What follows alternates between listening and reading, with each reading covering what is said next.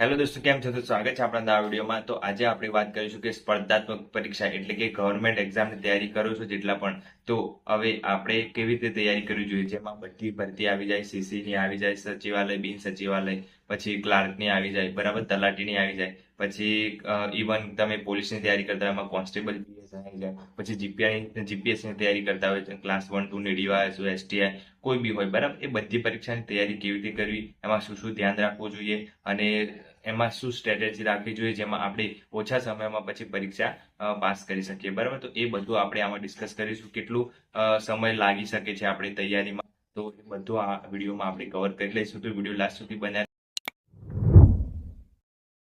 2025માં જુદી જુદી ભરતીઓ આવવાની છે, બરાબર, જેમાં સીસી છે, પોલીસની છે, જીપીએસસી 1 2 ની છે, ડીવાયએસઓ છે, એસટીઆઈ છે, જીપીએસસીની ક્લાસ 3 પણ આવવાની છે. એ બધી કવર થવાની છે, બરાબર. તો એ બધાની તૈયારી હવે નવા જેટલા પણ વિદ્યાર્થીઓ છે બધા તૈયારી કરવા લાગી ગયા હશે. કદાચ કોકને 12મું પાસ કર્યું હશે, તો કોઈ કોલેજમાં હશે તો એને વિચારતો હશે કે મારે હવે સરકારી ભરતીની તૈયારી કરવી છે, મારે ઓફિસર બનવું છે, કાં તો ગવર્મેન્ટ એક્ઝામ ક્રેક કરી અને પછી મારે પોલીસમાં જવું છે, કોઈ બી ખાતાકીય એક્ઝામ, બરાબર.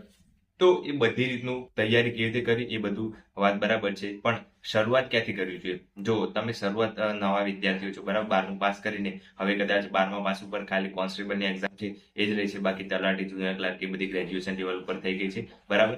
તો તમે 12મા પાસ ઉપર કદાચ ફોરેસ્ટની આવી શકે છે અને પોલીસની આવી શકે છે. આ બે એક્ઝામ છે.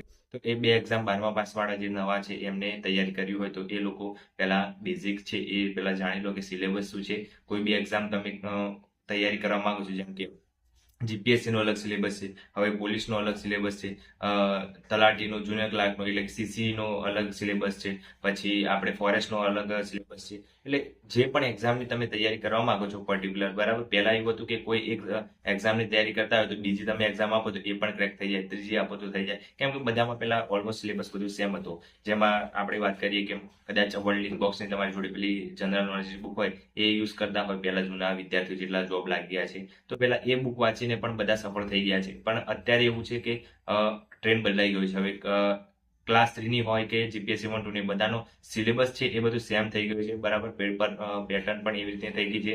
તો 2021 થી આ બધું કોરોના પછી પેટર્ન બદલાઈ છે, કોમ્પિટિશન વધી છે એટલા માટે, બરાબર. એટલે આ નિર્ણય એવી રીતે લેવાય છે કે કોમ્પિટિશન પ્રમાણે આપણે પેપરનું લેવલ થોડું કરવું જોઈએ એમ. તો એ પ્રમાણે ગવર્મેન્ટની તૈયારી કરતા હોય તો બેઝિક તમારે ખાસ આવડવું જોઈએ, જેમાં મેથ્સ, રીઝનિંગ છે. હવે બધામાં કોમન થઈ ગયું છે મેથ્સ, રીઝનિંગ. પોલીસમાં તો 50 માર્ક્સનું, પીએસઆઈમાં છે, કોન્સ્ટેબલમાં 30 માર્ક્સનું છે મેથ્સ રીઝનિંગ, બરાબર. તો એ મેથ્સ રીઝનિંગ ખાસ આવડવું જોઈએ. પછી છે તમે બેઝિક તૈયારી કરો છો શરૂઆત, તો તમારી પાઠ્યપુસ્તકો છે એ વાંચી લો 6 થી 10ના, બરાબર.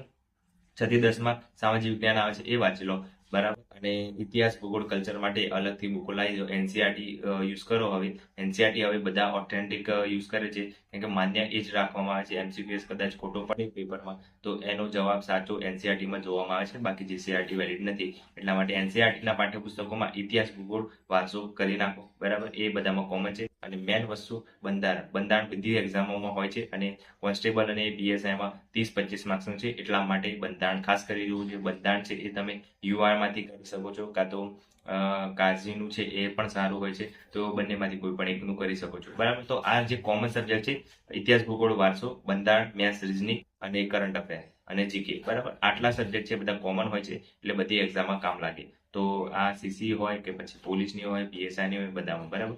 પછી આપણે જીપીએસસી 1 2 માં પણ નવી ભરતી આવવાની છે, બરાબર. અને નવી ભરતી પણ આવવાની છે. અને જે એક્ઝામ રહી ગઈ છે જીપીએસસીની એ 20 એપ્રિલના એક્ઝામ છે, બરાબર. બધાને ખ્યાલ જ હશે. તો કરી છે. હવે એમાં શું અલગ આવે છે એ જોઈશું. એ તો બરાબર, સિલેબસ બિલેબસ કઈ હોય છે કે નહીં, એમાં પેટર્ન કઈ ચેન્જ થવાની છે કે નહીં, કઈ ખ્યાલ નથી જીપીએસસી નું. પણ એ 20 એપ્રિલે એક્ઝામ લેવાની છે. પછી નવી ડીવાયએસઓની એક્ઝામ છે એ 9મા મહિનામાં આવવાની છે, બરાબર. એસટીઆઈની 12મા મહિનામાં આવવાની છે 2025માં, બરાબર. તો આ જીપીએસસીની એક્ઝામો જેટલી છે બધી આ મહિનામાં આવવાની છે. અને કોન્સ્ટેબલની એક્ઝામ છે એ એપ્રિલની એન્ડિંગ કાં તો મેની સ્ટાર્ટિંગમાં આવી શકે છે. અને પીએસઆઈ છે એ માર્ચની એન્ડિંગમાં કાં તો એપ્રિલની સ્ટાર્ટિંગમાં એક્ઝામ આવી શકે છે, બરાબર.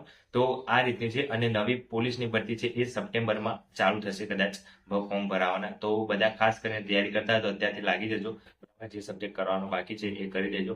અને નવા જેટલા તૈયારી કરવા માંગે છે એ બધા કોન્સ્ટેબલના ખાસ આ બુકો લાવી દેજો અને તૈયારી ચાલુ કરી દેજો, બરાબર. તો ગવર્મેન્ટમાં તમારે લાગુ હોય તો થોડું ધ્યાન રાખવું જોઈએ. જો નવા વિદ્યાર્થીઓ છો તો કદાચ તૈયારી કરો છો અને પછી કદાચ નાપાસ થાવ છો તો તમે એમ સમજી જાઓ છો કે હવે હું ફેલ થઈ ગયો તો હવે શું કરવું જોઈએ. પણ એવું ના સમજતા કે ફેલ થઈ ગયા પછી હવે આપણે છોડી દેવી જોઈએ તૈયારી. જે માણસ પેશન્સ રાખે છે એ માણસ જ સફળ થાય છે. ગવર્મેન્ટ એક્ઝામ એક એવી વસ્તુ છે, તમારે ધીરજ રાખવી પડશે. ધીરજ રાખશો તો જ તમને ફળ મળશે. ધીરજના ફળ મીઠા હોય છે એવું તમને ખબર હશે. તો તમે જેટલું પણ શાંતિપૂર્વક અને માઇન્ડ એકદમ શાંત રાખશો તો જ તમારું આમાં ક્રેક થવાની સંભાવના વધારે છે. તમે જેટલી પણ રીતે તમે એક્ઝામ પાસ કરવાનું વિચારતા હશો, કદાચ ફેલ થઈ જાઓ છો, બરાબર, તો તમારું આવતું નેક્સ્ટ પગલું શું હોવું જોઈએ કે મેં શું શું ભૂલો કરી હતી આ એક્ઝામમાં, શું શું મારે વાંચવાનું રહી ગયું હતું, રિવિઝન કરવાનો અભાવ હતો કે વાંચવામાં કે કયો સબ્જેક્ટ વીક હતો, બરાબર, એ બધું કે મેં એક્ઝામના પેટર્ન સમજ્યું નહોતું કે પહેલા ટીક કરવાના, શું કરવાનું શું નહીં, બરાબર, એ બધું ખ્યાલ રાખી અને પછી નેક્સ્ટ પાછી જે ભરતી આવે એમાં પછી આપણું બેસ્ટ આપવાનું તો ચોક્કસથી સફળતા મળી રહેશે. બરાબર, એટલે એવું નહીં સમજવાનું કે આપણે પાસ ના થઈએ, બીજા ટોપરો હોય એ જ પાસ થાય. પણ ઘણા ખરા 10મામાં એક સબ્જેક્ટ 2 સબ્જેક્ટમાં ફેલ થયા અને પછી પાસ કરીને આવ્યા હોય એ લોકો પણ ઓફિસર બનતા હોય છે, ક્લાસ 1, 2 ઓફિસર સુધી જતા હોય છે. બરાબર, તો એવું નહીં સમજવાનું. બરાબર, એટલે એકવાર આ ફિલ્ડ પકડો છો તો એમાં સમજવાનું કે આપણે ધીરજ રાખવાની છે. 2-3 વર્ષ કદાચ લાગી શકે, કોઈને પહેલા વર્ષમાં સફળતા મળી જાય, કોઈનું માઇન્ડ એવી રીતે સેટ ના થયું હોય અને કોઈની સફળતા કદાચ લેટ લખેલી હોય ભગવાને, તો લેટ મળી જાય છે ખરી. બરાબર, તો એક વસ્તુ યાદ રાખવાનું કે તૈયારીમાં આવો છો તો શરૂઆતમાં પહેલા ફોર્સમાં કદાચ ના પાસ થવા તો બીજા ફેઝમાં કદાચ લખેલો હોય તો બીજા 2-3 વર્ષમાં તો ઓલમોસ્ટ બધાનું એક્ઝામ ક્રેક થઈ જાય છે, પછી વાંધો આવતો નથી. પણ જે લોકો છોડી દે છે એની ક્યારે નથી, છોડી દે પાછા આવે, એ લોકોને ક્યારેય નથી થતું. જે કન્ટિન્યુઅસ રાખે છે એ છેલ્લે કંઈક ના કંઈક જગ્યાએ સેટ થઈ જાય છે. બરાબર, આટલું ધ્યાન રાખવાનું. તો પોલીસની તૈયારી કરવા માંગતા હોય તો આપણે બુક નીચે લિંક ડિસ્ક્રિપ્શનમાં મૂકી દઈશું. બરાબર, ત્યાંથી તમે મંગાવી દેજો. યુવાની બેસ્ટ બુકો છે, મેં આખું લિસ્ટ મૂકેલું છે. તો 20 જેટલી બુકો છે, એમાંથી તમને જે યોગ્ય લાગે તમારી જોડે ના એ બુક મંગાવી દેજો તો તમને વાંધો આવે નહીં. બરાબર, એને તૈયારી અત્યારથી ચાલુ કરી દેજો તો વાંધો ના આવે. બરાબર, કંઈક 14,000 જેટલી ભરતી આવવાની છે પોલીસ કોન્સ્ટેબલની. બરાબર, નવી પણ બીજી સીસીની પણ આવવાની છે. બરાબર, એ આપણે જોઈશું. અને જીપીએસસીની તો આવવાની છે, બધાએ કેલેન્ડર જોઈ લીધું હશે. બરાબર, તો આ રીતની બધી ભરતીઓ આવવાની છે તો તૈયારી ચાલુ કરી દેજો. તો આજ માટે આટલું રાખીએ અને ચેનલ પર નવા છે સબસ્ક્રાઇબ કરી દેજો. અને વિડીયો યુઝફુલ થયો તો કોમેન્ટ જરૂરથી કરજો તો આપણે નેક્સ્ટ વિડીયો શેના ઉપર લાવવાનો એ ખબર પડે. બરાબર, કોઈને જીપીએસસીના સિલેબસ વિશે ખબર ના હોય, જીપીએસસીમાં એક્ઝામ પેટર્ન ના પ્રિલિમ, મેન્સ, ઇન્ટરવ્યુ, બરાબર, કેવી રીતના પેપર આવે છે, શું છે, ના ખબર હોય તો ચોક્કસથી મને કહેજો તો એના ઉપર આપણે સેપરેટ વિડીયો બનાવી દઈશું એક અલગથી. બરાબર, એટલે તમને ખ્યાલ આવી જાય કે જીપીએસસી તૈયારી પણ કેવી રીતે કરી શકાય, ક્લાસ 1 ઓફિસર બની શકાય. બરાબર, તો કોમેન્ટ કરશો તો આપણે એના ઉપર વિડીયો લાવશું. બરાબર, તો આજ માટે આટલું રાખીએ અને ચેનલ પર ના આવે તો સબસ્ક્રાઇબ કરી દેજો. જય હિન્દ, જય ભારત.